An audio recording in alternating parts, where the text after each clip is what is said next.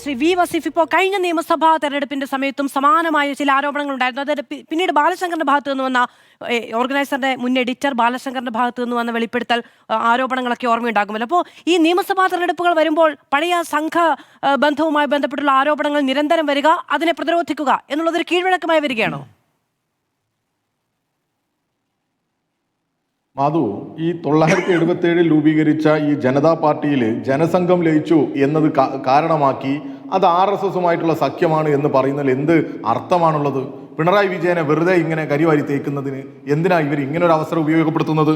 അങ്ങനെ ജനതാ പാർട്ടിയുമായിട്ടുള്ള തെരഞ്ഞെടുപ്പ് സഹകരണം എങ്ങനെയാണ് RSSുമായിട്ടുള്ള സഹകരണമാകുന്നത്? ഞങ്ങൾ ആ കാലഘട്ടത്തിൽ നിങ്ങൾക്ക് ഏവർക്കും അറിയാം, RSSുമായി വലിയ സംഘർഷത്തിൽ ഏർപ്പെട്ട സമയമായിരുന്നു. അവിടെ നിരവധിയായ സഖാക്കൾ ഞങ്ങൾക്ക് നഷ്ടപ്പെട്ടിട്ടുണ്ട്. വലിയ അക്രമത്തിന്, സംഘർഷത്തിന് ഇടയായ സാഹചര്യവും സമയവുമായിരുന്നു അത്.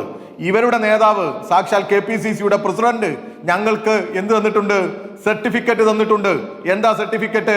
ഈ DYFIക്കാർ CPMകാർ RSSന്റെ ശാഖ പൊളിക്കാൻ വരുന്ന സമയത്ത് അതിന് കാവൽ നിന്നവനാണ് ഞാൻ എന്ന് KPCCയുടെ പ്രസിഡന്റ് ഒരു മടിയുമില്ലാതെ നാണവുമില്ലാതെ ഈ പൊതുസമൂഹത്തോട് പറഞ്ഞിട്ടുണ്ട്.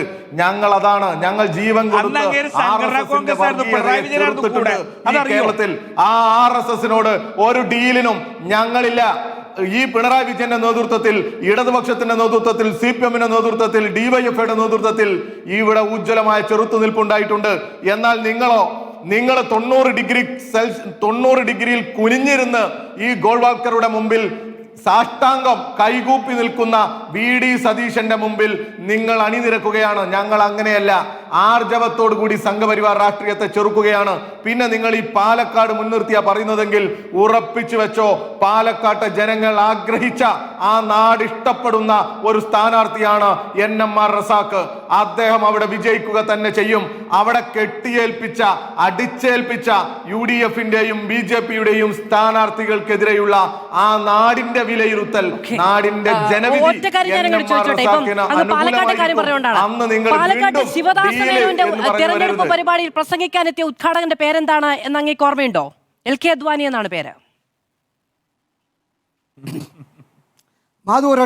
ഏതാണ് ജയപ്രകാശ് നാരായണനും അതുപോലെ തന്നെ സ്വാതന്ത്ര്യ സമര സേനാനികളും എല്ലാം ഉൾപ്പെടുന്ന വലിയ രീതിയിൽ ജനതാ പാർട്ടിയായി ഈ നാട്ടിൽ ഈ ഏകാധിപത്യ പ്രവണതക്കെതിരെ ഇടപെടുന്ന സമയത്തായത് ആ കാലഘട്ടത്തിലാ. എന്തിനാ? ഞാൻ നേരത്തെ സൂചിപ്പിച്ചല്ലോ, രാജഗോപാലിനെ മത്സരിപ്പിച്ചതാരാ? ഇവരല്ലേ. KG മാരാരിനെ മത്സരിപ്പിച്ചതാരാ? ഇവരല്ലേ.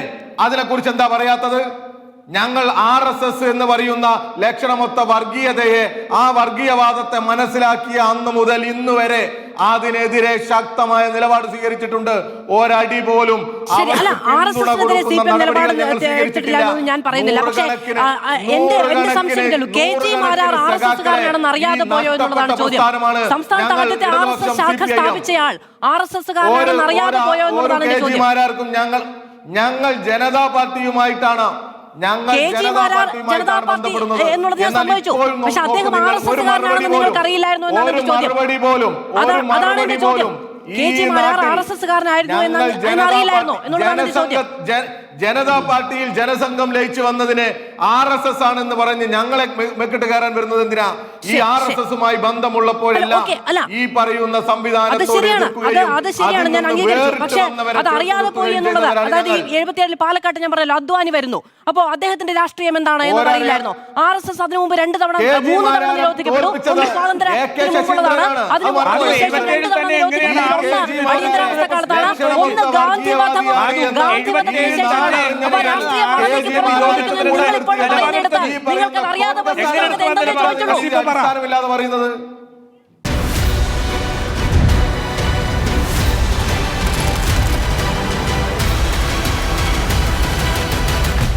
Debate with Madhu Saji.